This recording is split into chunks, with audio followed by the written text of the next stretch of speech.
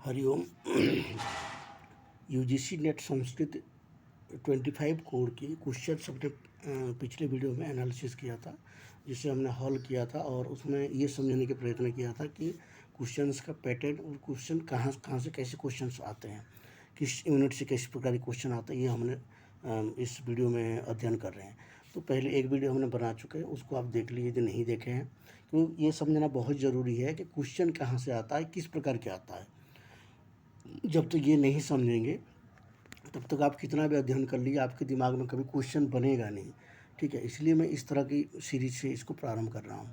और यदि आपको कुछ इसकी बुक्स की आवश्यकता है, जो बहुत सारे स्टूडेंट पूछते रहते हैं कि कौन सी बुक्स हम अध्ययन करें, तो मैं जो इस समय जो मैं देख रहा हूँ, लाइब्रेरी से मैंने निकाला था LBS की अरिहंत की जो संस्कृत पेपर 2 करके है आता है, उसको आप देख सकते हैं। और उसका जो प्राइस है वो भी बहुत कम है, यहाँ 320 रुपया की आ रहा है। ऐसे उसका प्राइस 500 रुपया के आसपास है, 520 की 30 है, पर वो 320 रुपये में आपको इंटरनेट पे मिल जाती है। ठीक है, तो मैं उसका लिंक आपको दे दूँगा, ताकि उस लिंक से आप जाएंगे तो आपको वहाँ से जो है कम रेट में मिल जाएगा। वहाँ भी अलग अलग रेट की पुस्तकें हैं, वही पुस्तक अलग अलग रेट में मिल रहा है, तो आपको कम रेट में मिल जाएगा। और उसका जो कोरियर चार्ज वगैरह है वो आपको मिलाकर 370-80 रुपये पड़ जाएगा। ठीक है, तो मैं उसका लिंक दे दूँगा डिस्क्रिप्शन में, आप वहाँ से देख लीजिएगा। और आप हमारे कुछ भी नोट्स वगैरह प्राप्त करना चाहेंगे तो मैं आगे जो नोट्स तैयार करूँगा वो सारे टेलीग्राम ग्रुप में आपको शेयर किया जाएगा। तो आप हमारे जो टेलीग्राम के लिंक है वो डिस्क्रिप्शन में दिया गया, उसको भी ज्वाइन कर लीजिए आप। ठीक है, अब चलते हैं हम लोग क्वेश्चंस में। कल हमने 32 क्वेश्चन तक हल किया था और आगे हम 33वां करेंगे। ठीक है, देखिए यहाँ पर बर्नेल महोदयानुसारम ब्राह्मी लिपि रक्षराणाम उत्पत्ति ही संजाता। ये कह रहा है कि बर्नेल के अनुसार, जो पाश्चात्य विद्वान है, बर्नेल के अनुसार ब्राह्मी लिपि का उत्पत्ति किस अक्षर की संयोग से हुआ है। ठीक है, तो इसका आंसर क्या होगा, यहाँ पर दिया है, देखिए। हिमियोरेटिक अक्षरेभ्यः, अरमाइक अक्षरेभ्यः, सीलोन अक्षरेभ्यः, मिस्र अक्षरेभ्यः। इसका सही आंसर क्या होगा, अरमाइक अक्षरेभ्यः। ठीक है, अरमाइक अक्षर से अरमाइक अक्षर की संयोग से, अरमाइक अक्षर की संयोग से जो है कौन सा लिपि बना है, ब्राह्मी लिपि, ऐसे मानना है किसका, बर्नेल महोदय का। पर इसका भारतीय जो दृष्टिकोण है, मैं आपको बता देता हूँ कि ब्राह्मी लिपि किसी भी लिपि की संयात से नहीं बना है, बल्कि ब्राह्मी लिपि सबसे प्राचीन लिपि माना गया है। और ब्राह्मी लिपि का जो सोर्स हमारे यहाँ मिलता है वो है अशोक की पांडुलिपि है। ठीक है, अशोक जो सम्राट अशोक थे, उस काल में जो खुदाई की, जो उनकी स्तंभ आदि में लेखन हुआ था, अशोक के काल में जो लिपियाँ प्राप्त होती है वो ब्राह्मी लिपि है। ठीक है, सबसे प्राचीन ब्राह्मी लिपि। और उसके लिए हमने जब ब्राह्मी लिपि का अध्ययन किया था तो उस समय बता रहे थे, हमारे जो आचार्य थे उन्होंने बता रहे थे कि राजस्थान में किसी के घर में एक बहुत बड़ा पत्थर था। ठीक है, वो उस पत्थर को क्या कर रहे थे, सिलबट्टे बना करके उसमें जो है अपने मसाले गिसाले पीसते थे। तो किसी विद्वान की दृष्टि वहाँ पर गया था और वो वहाँ से उठा करके लेके आकर के उसको म्यूजियम में रखे थे। राजस्थान की ये बात है। तो वही सबसे जो है प्राचीन शिलालेख माना जाता है, सबसे प्राचीन शिलालेख उसी को माना जाता है, उसी पत्थर को। ठीक है, उसके बाद तो फिर जो दिल्ली में लौह स्तंभ है, लौह स्तंभ में भी ब्राह्मी लिपि में लिखा गया है। यहाँ पर एक खंडहर है, उस खंडहर में जो है एक स्तंभ है, उस स्तंभ में ब्राह्मी लिपि में लिखा गया है। और वाराणसी के पास में जो सारनाथ है, वहाँ भी ब्राह्मी लिपि के बहुत सारे जो है शिलालेख प्राप्त हुए हैं। तो इससे ये प्रतीत होता है कि जो ब्राह्मी लिपि है, भारतीय विद्वानों के अनुसार वो किसी लिपि से बना नहीं है, वो सबसे प्राचीन लिपि है। और कहा जाता है कि ब्रह्मा जी के द्वारा वो लिपि बनाई गई थी। ठीक है, और ब्रह्मा जगत की आदि करता है, जगत की उत्पत्ति जब से हुई है तब से ब्रह्मा है ही। तो ब्रह्मा जी ने उत्पत्ति के समय में ही उस लिपि का निर्माण किया था, इसे कहा जाता है।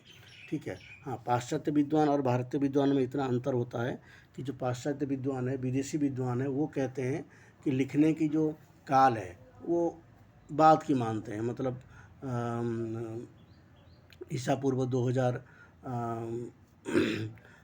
इस जो ईस्वी से पूर्व 1000-2000 वर्ष पूर्व या 5000 वर्ष पूर्व लिखने को मानते हैं। पर हमारे जो विद्वान है, हमारे जो संस्कृति, हमारे जो वेद हैं, वो लिखने की कला को अनादि मानते हैं। जैसे जगत अनादि है, जैसे जगत की सृष्टि उत्पत्ति होती रहती है और लय होते रहते हैं, तो वो लिखने की कला भी अनादि है, क्योंकि बहुत सारी जगह में लिखने के प्रसंग प्राप्त होते हैं। ठीक है, आप महाभारत आदि पढ़ेंगे या वेद वेदांत आदि पढ़ेंगे, तब सब जगह में जो है लिखने की बात आता। तो लिखने की बात आता तो फिर तो लिपि रही होगी ना, तभी तो लिखते थे।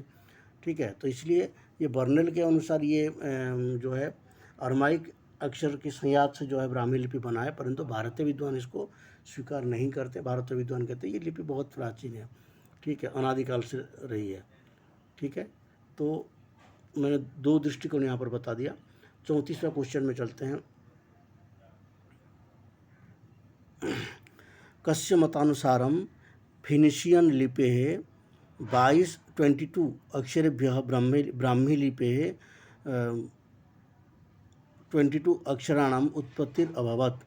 ये क्या कह रहे हैं? कस्य मतानुसारम, किस मत के अनुसार फिनिशियन लिपि का 22 अक्षर से ब्राह्मी लिपि का 22 अक्षर का उत्पत्ति हुआ है।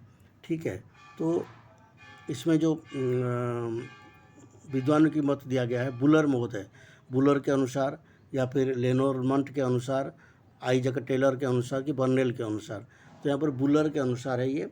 इसका आंसर क्या हो जाएगा? बुलर, ए हो जाएगा। बुलर की मत के अनुसार क्या कहता है कि फिजिशियन जो लिपि है उसकी 22 अक्षर से ब्राह्मी लिपि का 22 अक्षर का निर्माण हुआ है। ऐसे किसको लगता है? बुलर को लगता है। ठीक है, ये ध्यान रखिएगा, क्योंकि इनके मत जो है अलग प्रकार से चलता है, हमारे भारतीय मतों से इनका भिन्न है। ठीक है, भारतीय इसको नहीं मानते हैं कि ब्राह्मी लिपि और किसी लिपि से बना है। ब्राह्मी लिपि सबसे प्राचीन लिपि है, ये सब मानते हैं, पर ये नहीं मानते। अभी आप ब्राह्मी लिपि के बारे में अध्ययन करेंगे, पीएचडी में जब पढ़ेंगे, तो पीएचडी में कोर्स वर्क होता है, उसमें ब्राह्मी लिपि के बारे में अध्ययन कराया जाता है। अब उनकी ग्रंथों को पढ़ेंगे तो सभी का मत है, पाश्चात्य विद्वानों का भी मत है, अभी की जो विद्वान है, ठीक है, वो भी मानते हैं कि जो ब्राह्मी लिपि है सबसे प्राचीन लिपि है। 35 नंबर देखते हैं। किम पुराण महाभारत से परिशिष्टम, इसमें से कौन सी पुराण है जो महाभारत का परिशिष्ट है? ठीक है, उसमें क्या दिया? वायु पुराण दिया है, मत्स्य पुराण दिया है और पद्म पुराण दिया है, और उसके बाद कौन सा पुराण दिया है? हरिवंश महापुराण दिया है। तो इसमें जो हरिवंश महापुराण है ये महाभारत के परिशिष्ट कहा जाता है। क्यों? क्योंकि देखिए, हरिवंश महापुराण में क्या है? श्री कृष्ण के जन्म से लेकर के श्री कृष्ण की जितने भी कथाएं हैं वो सब का सब हरिवंश महापुराण में है। ठीक है, श्रीमद् भागवत में संपूर्ण कथा नहीं है, क्रम से नहीं है। श्रीमद् भागवत में तो केवल 12 जो 10वां स्कंद है वहाँ पर श्री कृष्ण की कथा है, परंतु हरिवंश महापुराण केवल श्री कृष्ण की कथा है। ठीक है, और महाभारत में जो कथाएं आई हुई है वो कथा हरिवंश महापुराण में भी है। ठीक है, तो इसलिए जो महाभारत का परिशिष्ट भाग किसको कह सकते हैं? हरिवंश महापुराण को। ठीक है, 36वां क्वेश्चन देखते हैं। ब्राह्मी लिपि आविष्कार का भारतीय आसन इति को मन्यते। ब्राह्मी लिपि का आविष्कारक भारतीय है, इसको कौन मानता है? ठीक है, तो इसमें जो है मैं आंसर बता देता हूँ। एडवर्ड थॉमस मानते हैं कि ब्राह्मी लिपि का जो आविष्कारक है वो भारतीय है। ठीक है, बाकी लोग जो है नहीं मानते हैं, क्योंकि इन्होंने कहा है बर्नेल ने और कौन सा बुलर ने, इन्होंने क्या माना है? दूसरी लिपि से इसका निर्माण हुआ है। परंतु जो एडवर्ड थॉमस है वो कहते हैं कि ब्राह्मी लिपि का आविष्कारक जो है भारतीय लोग हैं। ठीक है, आगे क्या है? मनुमते वेद प्रदानादाचार्यं परिचक्षते। मनुमते वेद प्रदानात् आचार्यं परिचक्षते गुरुम पीतरम उपाध्यायम और गुरुतरम। मनु के मत में वेद प्रदानात् आचार्य, वेद का ज्ञान प्रदान करने वाले आचार्य को क्या कहते हैं? गुरु कहते हैं, या फिर उपाध्याय कहते हैं, या पीतर कहते हैं, या तो फिर गुरुतरम कहते हैं। ठीक है, मनुमते वेद प्रदानात् आचार्यम परिचक्षते पीतरम, इसका आंसर क्या होगा? पीतरम हो जाएगा। ठीक है, इसका आंसर क्या होगा? पीतरम हो जाएगा। वेद प्रदानात्,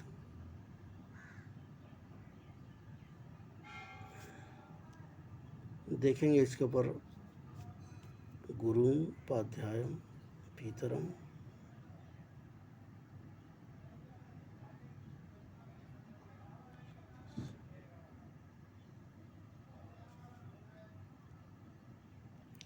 उसके बाद 38वां क्वेश्चन देखते हैं। 38वां क्वेश्चन, कर्षको वृत्तिक्षीणाः प्रज्ञासहितयुक्तः इति कौटिल्यमते कस्य वैशिष्ट्यमस्ति। कौटिल्य के मत में किसका वैशिष्ट्यम है क्या? कर्षको वृत्तिक्षीणः प्रज्ञाशौचयुक्तः। कर्षको वृत्तिक्षीणः प्रज्ञाशौचयुक्तः, ये किस कौटिल्य के मत में किसका वैशिष्ट्यम है?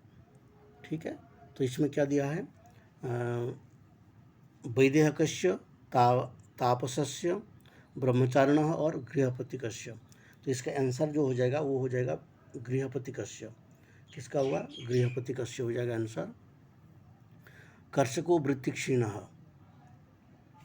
कर्षको वृत्तिक्षीणः प्रज्ञाशौचयुक्तः, ये कौटिल्य का मत में किसका हो जाएगा? गृहपति का वैशिष्ट हो जाएगा। और 29वां क्वेश्चन देखते हैं। मनुमते कह द्विजः सान्मयः शूद्रत्वं प्राप्नोति अधोलिखितेषु। मनु के मत में कह द्विजः, कौन सा द्विज है? सान्मयः शूद्रत्वं प्राप्नोति, शूद्रत्व को प्राप्त होता है। वेदं परित्यज्य अन्यत्र श्रमं कुर्वन्, प्रातरुत्थाय स्नानम अकुर्वन्, ब्राह्मण ग्रंथान वेदम स्वीकुर्वन्, एकेश्वरवादम निंदयन। इन चारों में से किसका हो जाएगा? शूद्रत्व कौन प्राप्त करता है? तो ये इसका जो आंसर हो जाएगा वेद परित्यज्य अन्यत्र श्रमं कुर्वन्। कोई द्विज है, द्विज यानी कि ब्राह्मण है, और वो वेद को परित्याग करके अन्यत्र कहीं श्रम कर रहा है, वेद को परित्याग करके व्यापार कर रहा है, वेद को परित्याग करके वो धन उपार्जन के और कोई साधन कर रहा है, वेद को परित्याग करके वो क्या कर रहा है? जैसे आजकल सेना में जाते हैं या फिर अन्य किसी कार्य को कर रहे हैं व्यापार के लिए, तो उसको क्या होता है? वो शूद्रत्व को प्राप्त होता है। ठीक है, शूद्रत्व यहाँ पर क्या होगा? एक गुण होगा। ठीक है, शूद्रत्व गुण होगा, शूद्रत्व जाति नहीं है। ठीक है, शूद्रत्व जो अभी जो वर्ण है, शूद्रत्व जो है ये जाति है, और वो जाति कहाँ रहेगा? शूद्र में रहेगा। शूद्र में रहेगा तो शूद्रत्व जहाँ रहेगा वो शूद्र हो जाएगा। तो शूद्र से यहाँ पर क्या निश्चित होता है कि शूद्र उसी को कहेंगे जो वर्ण से नहीं कर्म से है। ठीक है, तभी तो यहाँ पर वेदम परित्यज्य अन्यत्र श्रमं कुर्वन्, वेद को परित्याग करके जो अन्यत्र श्रम करता है उससे क्या हो जाए? वो क्या होता है? शूद्रत्व को प्राप्त होता है। इससे ये प्रतीत होता है कि जो शूद्रत्व है वो प्राप्त करने के लिए भी प्राप्त भी कर सकते हैं। ठीक है, यानी कि शूद्रत्व किसी को मिल सकता है उपहार में भी। ठीक है, अगर अपना कर्म छोड़ देगा तो शूद्रत्व को प्राप्त हो जाएगा। ठीक है, 40वां क्वेश्चन देखते हैं। अधोंकितेषु ब्राह्मी लिपेर उद्भव सिद्धांतेषु कतमो विदेशो सिद्धांतो नास्ति। इसमें कौन सा विदेशी सिद्धांत नहीं है? ब्राह्मी लिपि का उद्भव हुआ है, ब्राह्मी लिपि का जो उत्पत्ति हुआ है, ठीक है, ये चारों में से कौन सा विदेशी सिद्धांत नहीं है? कहते हैं कि फोनिशियन उद्भाव सिद्धांत, द्रविड़ उद्भाव सिद्धांत, दक्षिणी सामी लिपि उद्भाव सिद्धांत और उत्तरी सामी लिपि उद्भाव सिद्धांत। ठीक है, तो इसमें कौन सा है? तो इसका जो आंसर हो जाएगा वो द्राविड़ उद्भाव सिद्धांत, ये विदेशी सिद्धांत नहीं है। ठीक है, बाकी जितने भी सिद्धांत हैं वो सब विदेशी सिद्धांत है। दक्षिणी सामी लिपि ये भी विदेश के सिद्धांत है, विदेशी सिद्धांत है, और फिनोशियन ये भी विदेशी सिद्धांत है, उत्तरी विदेशी सिद्धांत। द्रविड़ है वो विदेशी सिद्धांत नहीं है, क्योंकि वो द्रविड़ कहाँ रहते थे? भारत में रहते थे, इसलिए भारतीय सिद्धांत है। ठीक है, अब 41वां देखते हैं। अधुना प्राप्तेषु सामवेदस्य ब्राह्मणेषु दो ब्राह्मणों कौ स्तः। अधुना प्राप्तेषु सामवेदस्य ब्राह्मणेषु दो ब्राह्मणों कौ स्तः। ये जो नीचे दिया गया है, ठीक है, इनमें से आधुनिक जो ब्राह्मण है, इनमें से कौन सा ब्राह्मण जो है वो किससे? सामवेद का ब्राह्मण है। ठीक है, कौन सा ब्राह्मण जो है सामवेद का ब्राह्मण है? देखते हैं। चरक ब्राह्मण, गालव ब्राह्मण, संहितोपनिषद ब्राह्मणम और वंश ब्राह्मणम। ठीक है, इसमें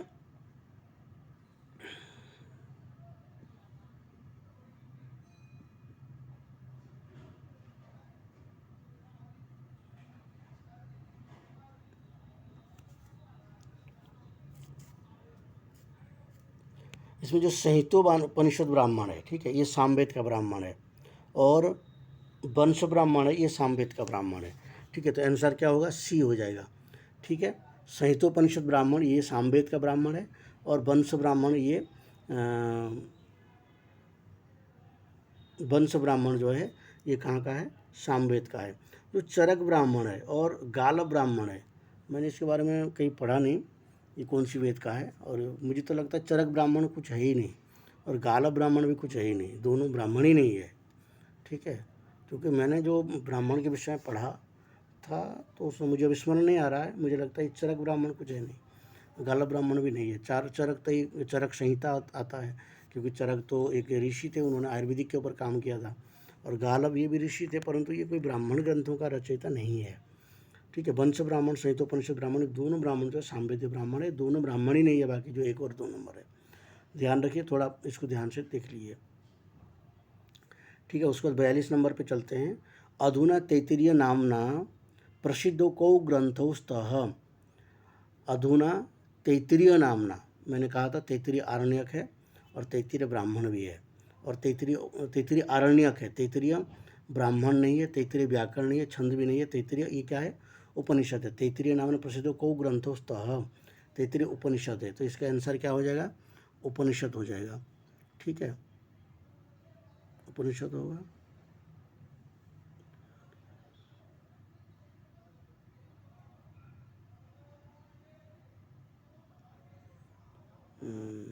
नहीं, अच्छा, 2 आंसर। अधस्तन समुचितम विकल्पम, इसमें उपनिषद तो एक है ही। ठीक है, एक उपनिषद है और दूसरा, हाँ, तैत्तिरीय ब्राह्मण भी है। ठीक है, तैत्तिरीय ब्राह्मण भी है, व्याकरण नहीं है, छंद नहीं है, तो तैत्तिरीय क्या है? ब्राह्मण है और उपनिषद है। जोड़ी दिया गया है ना यहाँ पर, आंसर ए हो जाएगा। ए 1 और 3, यानी कि ब्राह्मण भी है और उपनिषद भी है। तैत्तिरीय उपनिषद है तो तैत्तिरीय ब्राह्मण है। तैत्तिरीय आरण्यक भी मिलता है। ठीक है, ये भी ध्यान रखिए, तैत्तिरीय आरण्यक भी होता है। और उसके बाद 42 के बाद 43 चलते हैं। वेद भाष्यकारेषु कौ याज्ञिको भाष्यकारो स्तः। वेद भाष्यकारों में कौन याज्ञिको भाष्यकार है? ठीक है, वेद भाष्यकार में कौन याज्ञिको भाष्यकार है? स्वामी दयानंद सरस्वती और उबटः, सायण और आत्मानंद। तो इसमें जो सायण और उबट है, ये दोनों क्या है? याज्ञिक भाष्यकार है। सायण और उबट ये 2 क्या है? याज्ञिक भाष्यकार है। स्वामी दयानंद सरस्वती तो बाद के भाष्यकार हुए हैं। आत्मानंद इसमें भाष्यकार है कि नहीं मुझे नहीं ज्ञात है। ठीक है, याज्ञिक भाष्यकार है। याज्ञिक से यहाँ पर मुझे लगता है यज्ञ संबंधी जो कर्म है, जो करते हैं, यज्ञ संबंधी कर्म जो करते हैं उनको याज्ञिक कहते हैं, मुझे लगता है। तो याज्ञिक यदि कहीं मिलेगा तो मैं आपको बताऊंगा। सायण यहाँ पर क्या है? याज्ञिक भाष्यकार है। उसके बाद जो है 44 नंबर देखते हैं। हिरण्यगर्भः समवर्तताग्रे भूतस्य जातः पतिरेक आसीत् सदा सदाधारः पृथिवीं द्यामुतेमं कस्मै देवाय हविषा विधेम। ये सूक्त है। यहाँ पर प्रश्न है कि अस्मिन् मंत्रे को ऋषि कः छन्दः। यहाँ पर प्रश्न क्या है? इस मंत्र में कौन सी ऋषि है और कौन सा छंद है? इस मंत्र में कौन सा ऋषि है और कौन सा छंद है? तो देखते हैं, इसमें जो छंद है, अक्षर को गिनती करेंगे तो आपको यहाँ पर छंद का पता चल जाएगा। ठीक है, यहाँ पर हिरण्यगर्भ ऋषि, क्योंकि ये हिरण्यगर्भ सूक्त का है तो इसलिए यहाँ पर हिरण्यगर्भ ऋषि है और त्रिष्टुप छंद है। हिरण्यगर्भ ऋषि है और त्रिष्टुप छंद है, तो आंसर क्या हो जाएगा? बी, हिरण्यगर्भ ऋषि और त्रिष्टुप छंद, 1 और 4 जो है बी हो जाएगा। ठीक है, 45वां क्वेश्चन देखते हैं। को अद्धा वेद क यह एवोचत कुत अजाता कुत इष्टम विसृष्टि अस्य मंत्रांशस्य को ऋषि काच देवता। यहाँ पर ऋषि और देवता के बारे में पूछा गया है। ठीक है, कौन सा ऋषि और कौन सा देवता पूछा गया है। तो यहाँ पर भी देखिए परमेष्टि,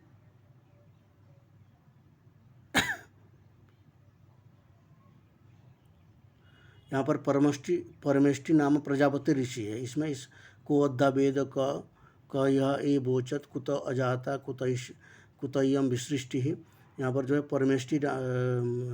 परमेष्टि प्रजापति ऋषि है और परमात्मा देवता है। परमेष्टि प्रजापति ऋषि है और परमात्मा देवता है।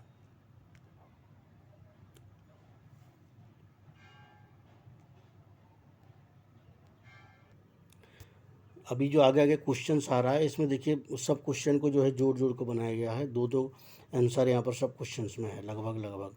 तो इसलिए क्वेश्चन के पैटर्न आप देख रहे हैं, तो इसको समझने की प्रयत्न करिए, आप इसको पढ़िए अच्छे से। ठीक है, इसलिए मैं ये वीडियो बना रहा हूँ ताकि क्वेश्चन समझ में आ जाए, तो हम जब अब इसको अध्ययन करेंगे वहाँ पर हमें आसान होगी। ठीक है, तो यहाँ पर देखते हैं 46वां। अधोंकितेषु कयोर्द्वयोः समुचित संबंधो अस्ति। इन दोनों में से किस दो के साथ संबंध है, समुचित संबंध है। सम्यक दर्शन ज्ञान चरित्राणि मोक्ष मार्ग और धम्मपदम त्रिरत्नानि योग दर्शनम। ठीक है, सम्यक दर्शन ज्ञान चरित्राणि मोक्ष मार्ग, सम्यक दर्शन ज्ञान चरित्राणि मोक्ष मार्ग। ठीक है, दूसरा है धम्मपदम। धम्मपदम तो होता है ये बौद्ध में, बौद्ध दर्शन में। त्रिरत्न मुझे लगता है ये जैन दर्शन में होते हैं। ठीक है, तो बौद्ध और दोनों कट गए, तो कौन बच गया। सम्यक दर्शन ज्ञान चरित्राणि मोक्ष मार्ग और योग दर्शन। योग दर्शन का ही ये प्रकरण है, सम्यक दर्शन ज्ञान चरित्राणि। ठीक है, तो आंसर क्या हो जाएगा 1 और 4। 1 और 4 किस में आ रहा है,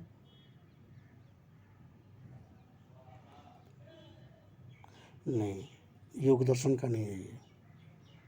त्रिरत्न सम्यक दर्शन ज्ञान चरित्राणि मोक्ष मार्ग, ये जो जैन मार्ग है ये जैन मानते हैं, तो इसमें त्रिरत्न के साथ इसका संबंध है। 1 और 3 कौन सा हो जाएगा, बी आंसर हो जाएगा ये। ठीक है, तो इस तरह की कौन सा जो है जो विषय है किसके साथ संबंध है वो आपको ध्यान से यहाँ पर देखना पड़ेगा, तभी अगर इसके आंसर आप सही कर पाएंगे। ठीक है, उसके बाद आते हैं कौन सा 47। अधोंकितेषु कयोर्द्वयोः समुचित संबंधो अस्ति। इसमें भी वही पूछा है कि निम्नलिखित जो है 4 दिया गया है, उसमें से किसके साथ किसका संबंध है। षोडश पदार्था सन्ति, 16 पदार्थ है न्याय दर्शनम में। ठीक है, षोडश पदार्थ सन्ति और सप्त पदार्थ सन्ति। एक षोडश पदार्थ है और एक सप्त पदार्थ है। ठीक है, षोडश पदार्थ किस में मानते हैं, न्याय दर्शन में षोडश पदार्थ मानते हैं, और वैशेषिक दर्शन में 7 पदार्थ मानते हैं। ठीक है, षोडश पदार्थ सन्ति न्याय दर्शन में, तो 1 और 3 का संबंध बन रहा है। सप्त पदार्थ ये वैशेषिक मानते हैं, इसलिए जैमिनी का संबंध इसके साथ नहीं है। ठीक है, तो सप्त पदार्थ सन्ति 1 और 3 क्या हो जाएगा, सी आंसर हो जाएगा। ठीक है, 47। ठीक है, षोडश पदार्थ सन्ति न्याय दर्शन में, ये दोनों संबंध बन जाएगा। उसके बाद आते हैं 48 में ब्रह्मसूत्र शंकर भाष्य। ब्रह्मसूत्र शंकर भाष्यानुसारम ब्रह्मणो अस्तित्व प्रसिद्ध कस्मात् ज्ञायते।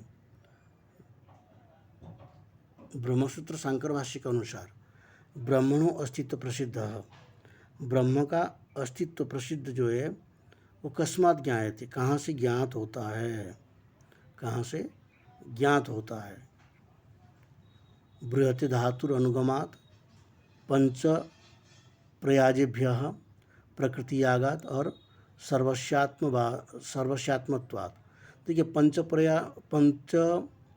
प्रयाजेभ्य, ये पंच प्रया जो ये याग होता है, और प्रकृति ये भी याग होता है, दोनों याग होता है। याग से जो है ब्रह्म के अस्तित्व का कभी भी सिद्ध नहीं हो सकता है, या फिर ज्ञात भी नहीं हो सकता। तो क्या हो जाएगा, बृहते धातुर अनुगमात, बृहते धातुर अनुगमात, और क्या होगा,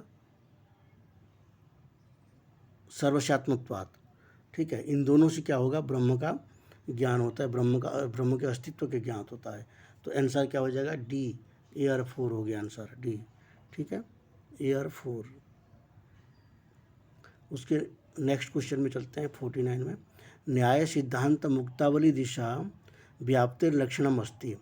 न्याय सिद्धांत मुक्तावली के अनुसार व्याप्ति का लक्षण है साध्यवत अन्यस्मिन् संबंधः उदाहृतः व्याप्यस्य पक्षवृत्तित्वधि हेतुवन्निष्ठ विरह प्रतियोगिना साध्येन हेतु रेकाधिकरण्यम शिशादहिसा विरह विशिष्ट सिद्ध्यभाव, शिशादहिसा विरह विशिष्ट सिद्ध्यभाव।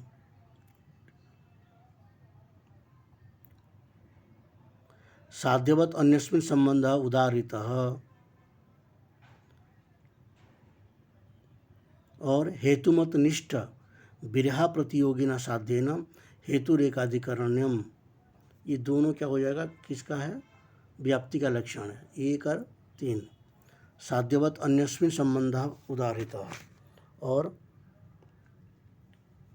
हेतुमनिष्ठ विरह प्रतियोगिना साध्येन हेतु रेकाधिकरण्यम, ये दोनों क्या है, शिशादहिसा विरह विशिष्ट सिद्ध्यभाव, ये होता है शिशादहिसा विरह विशिष्ट अभाव। शिशादहिसा विरह विशिष्ट अभाव ये अलग प्रकरण की है, और ये जो व्याप्ति का जो लक्षण है यही है। साध्यवत अन्यस्मिन् संबंध उदाहृत हेतुमनिष्ठ विरह प्रतियोगिना साध्येन हेतु रेकाधिकरण्यम, ये क्या हो जाएगा, 1 और 3। 1 और 3 किस में आ रहा है, ए में आ रहा है, तो ए हो जाएगा इसका आंसर। 50 देखते हैं। 50 योगसूत्रानुसारेण लिखत अधोंकितेषु कयोर्द्वयोः समुचित संबंधो अस्ति, ठीक है। योग सूत्र के अनुसार जो निम्नलिखित किसके साथ संबंध है, अनुमान प्रमाणम यमाहा चित्तभूमि और चित्तवृत्ति, ठीक है। अनुमान प्रमाण है और यम है, अनुमान प्रमाण है और यम है, चित्तभूमि और क्या है, चित्तवृत्ति है।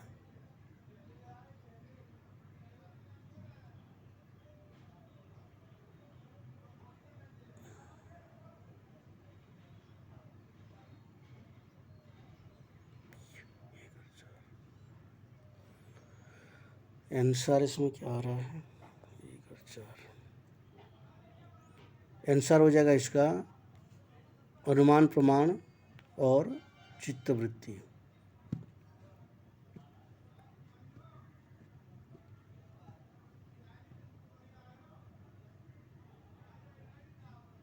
योगसूत्रानुसारेण लिखत अधोंकितेषु कयोर्द्वयोः समुचितः संबंधो अस्ति, इसमें अनुमान प्रमाण का और चित्तवृत्ति का संबंध है। कैसे है इसका चित्तवृत्ति,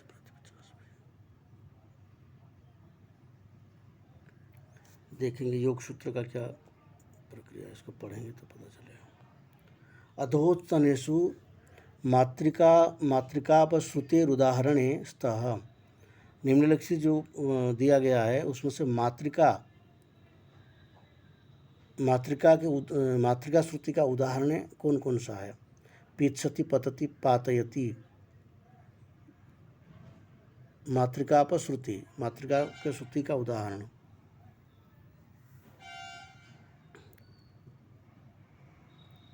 पीत्सति पतति पातयति एक, और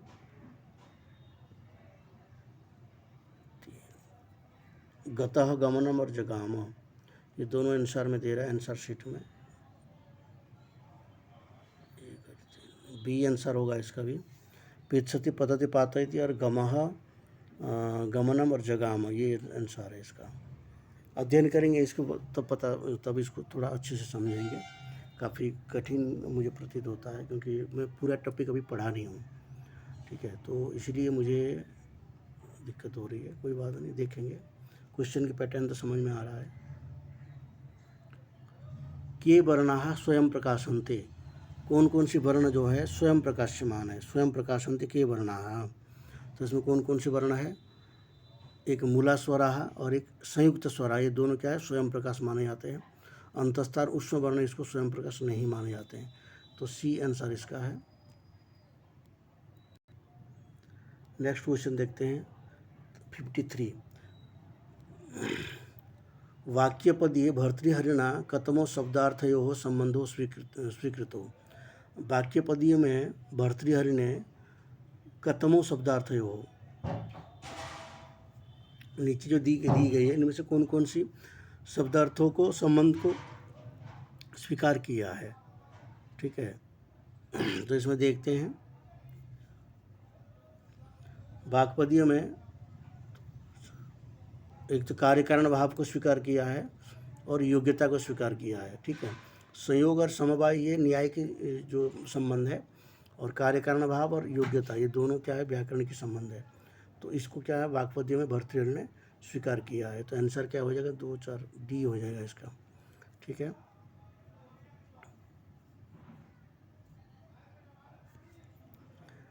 तनु विस्तारे धातु विधिलिंग प्रथम पुरुषो एकवचने रूपद्वयम भवति।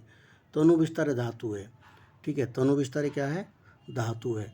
और वो विधिलिंग में, विधिलिंग प्रथम पुरुष के एकवचन में कौन कौन से रूप होगा। ठीक है, प्रथम पुरुष की एकवचन में एक तो हो जाएगा इसका तनुयात। ठीक है, तनुयात होगा और तन्वीत, तनुयात और तन्वीत प्रथम पुरुष ही एकवचन है, रूपद्वयम भवति। तनुयात और तन्वीत ये दोनों रूप जो है किसका है, तनु विस्तार धातु का है। तो यहाँ पर कुछ धातुओं का भी अध्ययन करते रहना चाहिए, ताकि जो उसकी लकार का भी कठिन लकार होता है, विधिलिंग लकार और लीक लकार, ये दोनों थोड़ा कठिन होता है। तो इसलिए इस लकारों को थोड़ा ध्यान रखना पड़ेगा, इस लकारों को पढ़ के रखना चाहिए। ठीक है, नेक्स्ट 55 क्वेश्चन पे चलते हैं। चत्वारि श्रृंगा श्रेयो अस्य पादा द्वे शीर्षे सप्तहस्तासु अस्य इत्यत्र द्वे शीर्षे इत्यनेन महाभाष्ये पतंजलिना किम गृहीतम। इस पद में जो द्वे शीर्षे दिया है उससे महाभारत में, महाभाष्य में पतंजलि ने क्या स्वीकार किया है, पतंजलि ने क्या स्वीकार किया है। ठीक है, तो द्वे शीर्षे से क्या स्वीकार किया है, तो इसका नित्य शब्द का स्वीकार किया है, और जो है कार्य शब्द, इन दोनों का स्वीकार किया है। नित्य शब्द शीरस्थान और कार्य शब्द कंठस्थान, ये शीरस्थान और कंठस्थान दोनों अलग है, और नित्य शब्द और कार्य शब्द दोनों एक जैसा है। तो आपको एक का भी ज्ञात हो तो दूसरे का आप यहाँ पर टिक मार सकते हैं। तो नित्य शब्द और कार्य शब्द ये दोनों क्या हो गए, जो द्वे शीर्षे से नित्य शब्द और कार्य शब्द को स्वीकार किया गया है, या तो ये होगा या तो ये होगा। तो यहाँ पर नित्य शब्द और कार्य शब्द। ठीक है, और उसके बाद पढ़ते हैं 56वां क्वेश्चन है 56। रस संप्रदाय से आचार्यस्तः, रस संप्रदाय का आचार्य कौन कौन है ये। ठीक है, रस संप्रदाय का आचार्य कौन कौन है, भरत मुनि है, वामन है, क्षेमेंद्र है और अभिनव गुप्ता है। तो इसमें से कौन है, भरत मुनि ये रस संप्रदाय के आचार्य है, और अन्य जो है वो कौन है, अभिनव गुप्ता है। भरत मुनि और अभिनव गुप्ता ये दोनों क्या है, रस संप्रदाय के आचार्य। तो आंसर क्या हो जाएगा, सी हो जाएगा।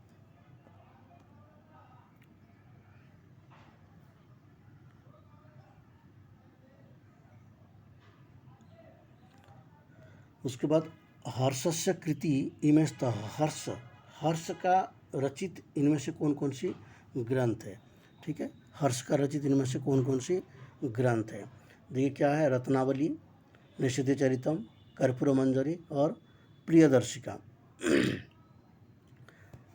इसमें जो है निषिद्ध चरितम ने एक रत्नावली है, किसका, हर्ष का रचित क्या है, रत्नावली है, और प्रियदर्शिका दोनों ग्रंथ है।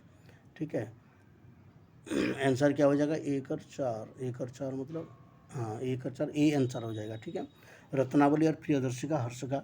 इसके लिए एक पैटर्न रहता है कि सभी आचार्यों को नाम आप एक लिस्ट बनाइए, और उस लिस्ट में आचार्यों के नाम, उसके साथ उनकी लिखी हुई ग्रंथों के नाम क्रम से, कि कौन सा ग्रंथ पहले रचना किया गया, कौन सा बाद में रचना किया गया। इस तरह के आप एक चार्ट बनाएंगे तो उसमें जो है आचार्य के नाम, फिर उनके ग्रंथों के नाम, और वो भी क्रम से कि कौन सा ग्रंथ पहले लिखा गया, कौन सा ग्रंथ बाद में लिखा गया। इस तरह की एक चार्ट बनाइए। उससे क्या क्या होगा, आप उसको पढ़ते रहिए बीच बीच में, तो उससे एक लाभ होगा कि ग्रंथों का आपको समय भी पता चल जाएगा, कौन सा काल में कौन सा ग्रंथ का रचना हुआ है, ठीक है। और कभी अगर क्वेश्चन ऐसे आता है कि ग्रंथों के आधार पर, काल ग्रंथ रचना के आधार पर यदि आपको कोई क्वेश्चन पूछता है कि उसको सही दिशा में लगाइए, तो आपको वहाँ पर आंसर करने में आसान होगा। नेक्स्ट क्वेश्चन है, देखते हैं। पाश्चात्य विचारकस्य अरस्तु महोदयस्य काव्यशास्त्रीय ग्रंथोस्तः। अरस्तु का एक ग्रंथ है जो कि पाश्चात्य दार्शनिक है और उनका काव्यशास्त्रीय ग्रंथ है, ठीक है। उस काव्यशास्त्रीय ग्रंथ का नाम क्या है, ठीक है, नीचे दिया गया है। पेरिप्सुस भाषण शास्त्रम, काव्यशास्त्रम और सौंदर्य शास्त्रम, ठीक है।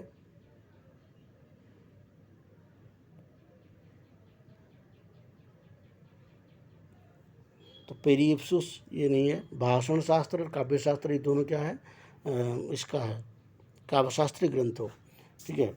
अरस्तु का काव्यशास्त्र ग्रंथ है काव्यशास्त्रम, और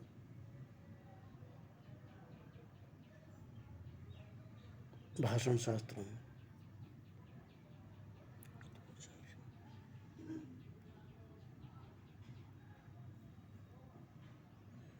तो आंसर क्या हो जाएगा, सी। काव्य प्रकाशानुसारम काव्य प्रयोजनम किम किम अभिक्षिप्तम भवति। काव्यशास्त्र के अनुसार काव्य प्रयोजन किम अभिक्षिप्तम भवति। काव्यशास्त्र के अनुसार काव्य प्रयोजन किम अभिक्षिप्तम भवति। इसमें जो है काव्यशास्त्र व्यवहार विषय और यस, इसका लक्षण है, काव्य प्रयोजन का लक्षण यशस्वी व्यवहार विषय से कुछ करके है। तो लक्षण भी याद रखेंगे तो काम चलेगा, लक्षण याद रखेंगे तो यहाँ पर आसान हो जाएगा इसको। उसके बाद 60 नंबर पे चलते हैं। आलोक विशाला में सहसा तिमिर प्रवेशा विच्छिन्ना उन्मीलितापि दृष्टिर्निन्मीलिते वान्धकारेण। श्लोक अस्मिन् कः छन्दः कश्चालंकारः। इस श्लोक में कौन सा छंद है और कौन सा अलंकार है। इस श्लोक में कौन सा छंद है और कौन सा अलंकार है।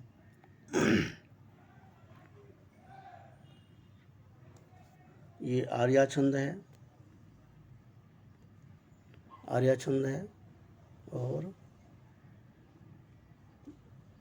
उत्प्रेक्ष अलंकार है। आर्या छंद है और उत्प्रेक्ष अलंकार है।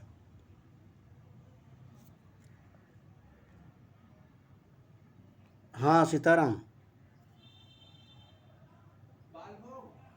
चलिए मैं आ रहा हूँ, नीचे कर लेंगे। हाँ, लाए हैं क्या?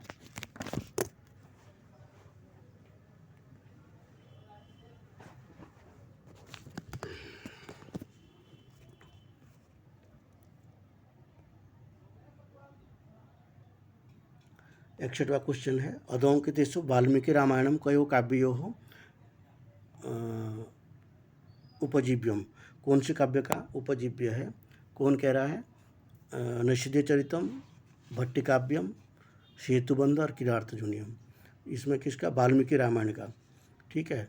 वाल्मीकि रामायण का सेतुबंध ही होगा, ठीक है। सेतुबंध स्पष्ट है, एक तो सेतुबंध है, ठीक है, और दूसरा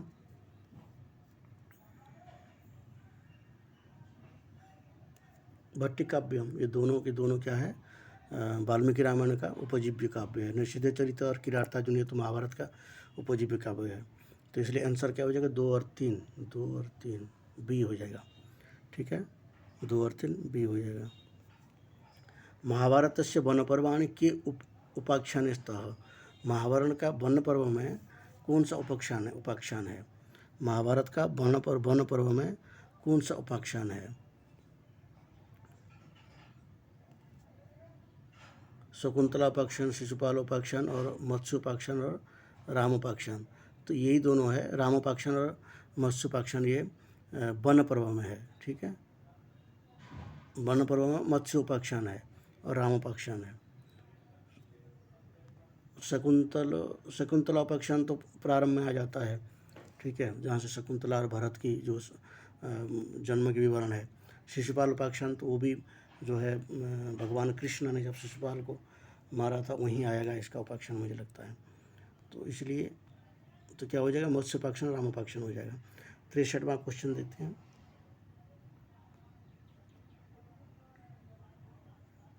63वां 63 अहिंसा सत्यम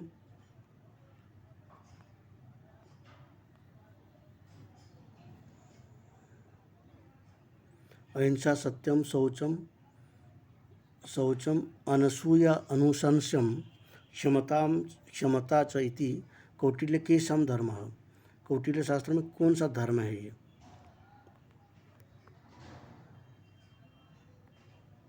कौटिल्य केशम धर्म। तो इसमें देखिए कौन सा होगा।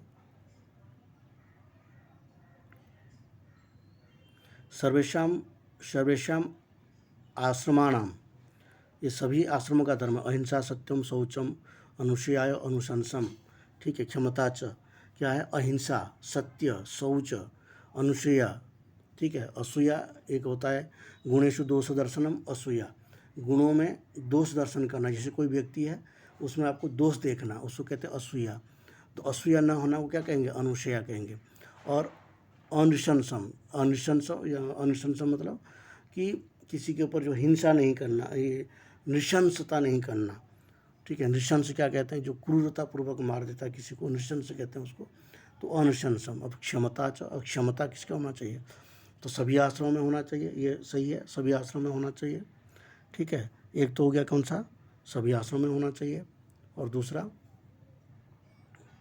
सभी वर्णों में भी होना चाहिए, ठीक है। सभी प्राणी में होना चाहिए, और समेशम संप्रदायानाम, सभी संप्रदाय में होना चाहिए। संप्रदाय तो एक छोटी सी बात है, जब सभी प्राणी और सभी वर्ण मानेंगे तो संप्रदाय उसी के तो अंतर्गत आ जाएगा।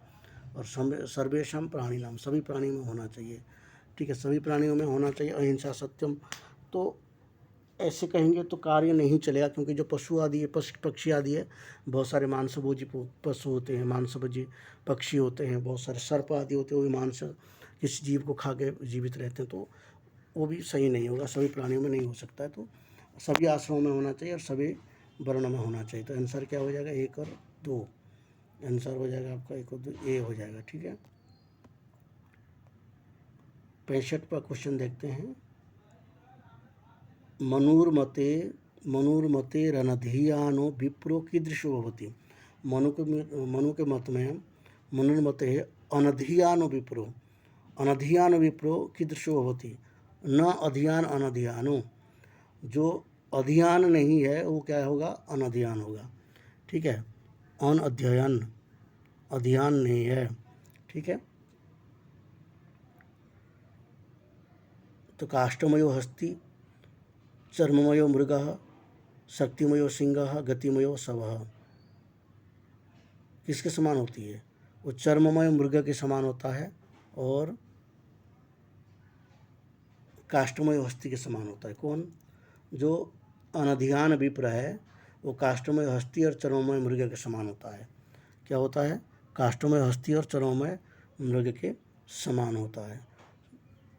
शक्तिमय सिंह के समान कैसे होगा, वो तो शक्तिमय सिंह हो तो वो तो बलवान हो गया। तो विप्र, अनधियान विप्र, यहाँ पर जो है विप्र जो अनधियान हो। 65 क्वेश्चन हो गया, और कितना बचा यहाँ पर, 5:35। तो नेक्स्ट में हम लोग बाकी जितने क्वेश्चन बचे हैं 65 के ऊपर, 66 से लेकर के 100 तक, उसको अध्ययन करेंगे। और नेक्स्ट वीडियो में उसको अध्ययन करके फिर हम इसके टॉपिक में चलेंगे, जो वेद की यूनिट है, ठीक है। जो सामान्य वेदों का अध्ययन है उसको हम पढ़ेंगे।